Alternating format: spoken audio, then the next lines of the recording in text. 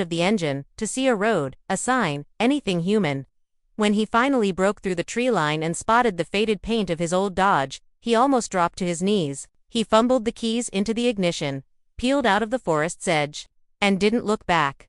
For the next few days, Tyler said nothing to anyone. He didn't tell his buddies. He didn't log anything on his hunting forums.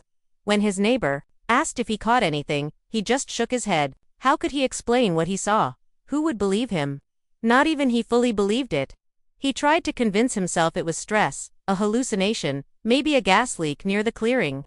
The strange prints, the vanishing light, the clicking sounds, all part of a sleep-deprived delusion. But that night, lying in bed, something kept bothering him. A single, simple detail that refused to be ignored. The trail camera. He had strapped it to a tree 2 days before, right near the dry creek bed. It was motion-activated, the kind designed to capture wildlife when no one was watching. He'd forgotten all about it during the panic. He didn't even remember which direction it had been facing. Maybe it had captured nothing at all. But if that camera had seen what he saw, then maybe it could prove to him that he wasn't losing his mind.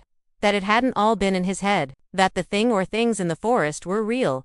Against every instinct screaming to leave it all behind, Tyler returned to the woods 2 days later.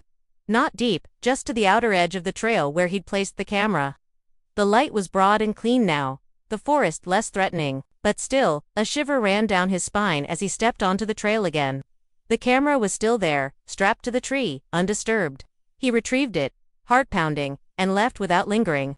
It wasn't until he got home, alone in his workshop, that he dared to check the footage.